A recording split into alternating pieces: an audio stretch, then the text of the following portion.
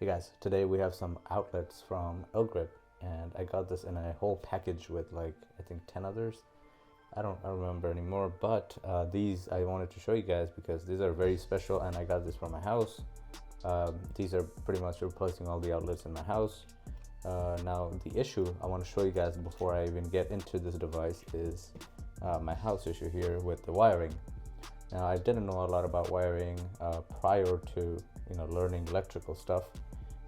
The house is the way that this house is, like, it's been wired like very long time ago, probably with the original house, and now they're pretty outdated, and they don't have any ground wires, and it's very risky to have 3-prong outlets in those.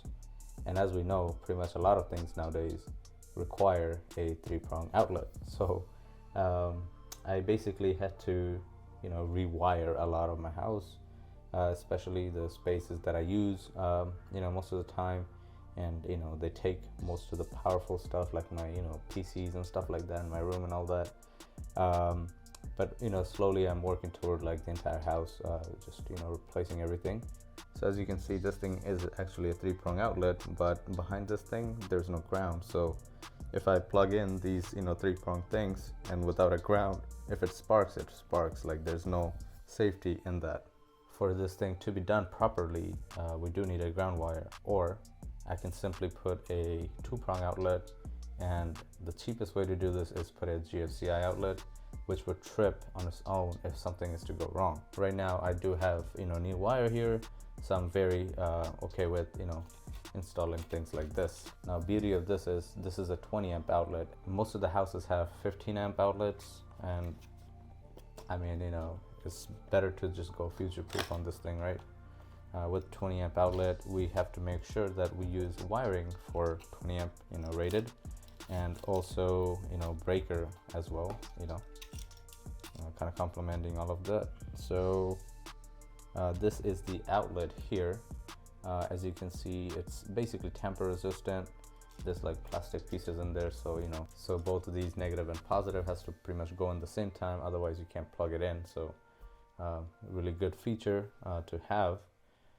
And then we do have a USB-C outlet here, and then also a regular USB as well. So USB-C is very, very common nowadays on my cameras and stuff, iPhones and all that. They're all coming up with USB-C chargers. So USB-C is very popular right now, and most of the things I use is more USB-C than actual USB. But I just found a good balance on this, because some people don't have the USB-C, you know what I mean? So this is a pretty good balance, and not to overcrowd anything, but I feel like this is enough for an outlet. So we're basically gonna go ahead and install this thing in here. I just want to show you one more thing. The way that I always install outlet boxes is I get these adjustable ones, right? So in the future, if I ever put anything on top of this wall, I can always unscrew this screw here, and then raise the box in this way, or I can also put it in like that way. So these are adjustables. You don't obviously need these. These do cost a little bit more, but I feel like this is a good investment in case you ever want to change your wall or add anything to the wall or anything like that. So your outlet will always be exactly flush to the surface. As you can see, I actually broke up to the stud here. I removed all the drywalls here around the stud as well, just so I have the stud, bare stud, exposed like this. So the way that I do, the reason why I do this is because if you install outlets on the drywall, they always go loose, especially if you have tamper resistant outlet and stuff like that, and if you use it frequently, they do go loose. To just avoid that, I just directly screw it on the stud, and it just like makes sure this thing is very secure. I always try to use metal boxes. Those are my favorite. They just life-proof pretty much, but these plastic ones are really easy to work with as well. There are some other spots in the house that I did use metal boxes, but some of them I did use a plastic one. So for me, it's not a big issue, but I always try to use metal ones. If not, I try using these. So it's I just like to stay ahead of things pretty much, especially because this is where I live. now I do have an electrical screwdriver here, so let's go ahead and we're basically gonna unscrew the ground wire here, and that's what I'm gonna put in first. So the ground wire is basically the bare copper out of these three. I'm gonna bring you guys closer so you guys can take a better look at this. So we have three wires here. One is bare copper. This is gonna be our ground wire. The white is gonna be our neutral wire, and the black one is gonna be our hot wire. So make sure you turn your electrical off before doing this so you don't get electrocuted. And the first thing I'm gonna do is put the ground in.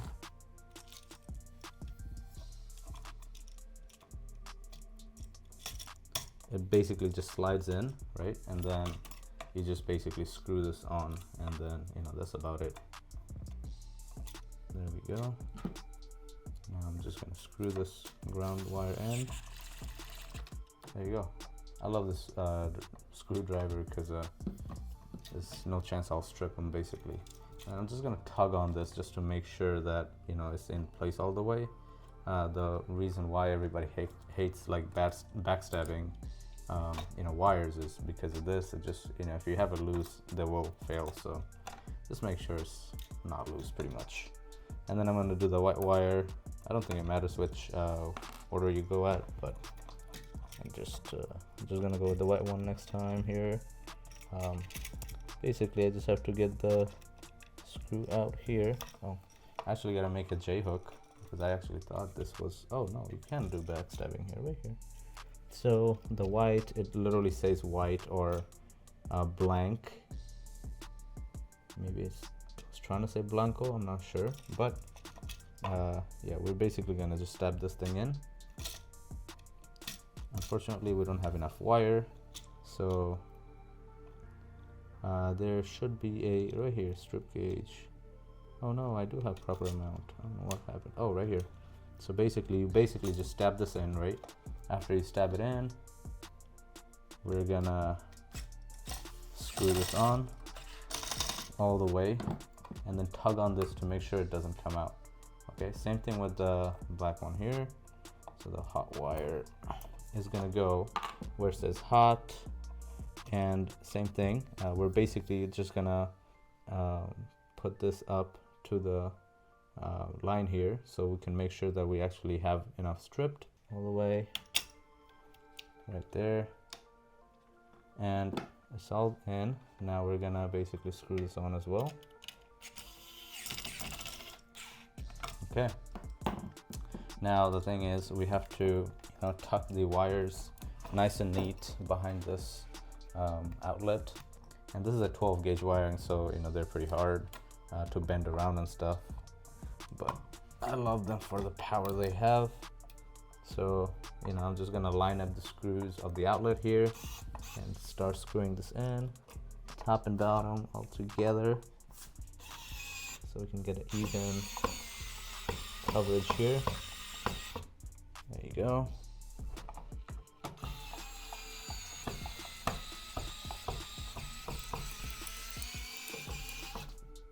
Okay.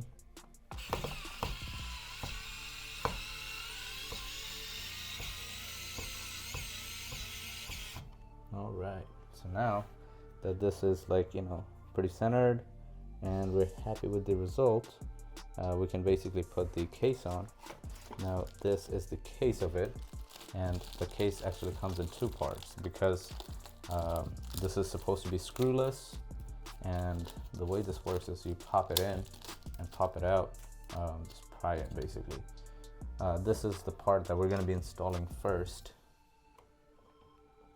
Okay, so it's basically just gonna sit on top of the outlet, just like so, and then try to center it at as best as you can, because this is what's gonna keep the cover squared basically.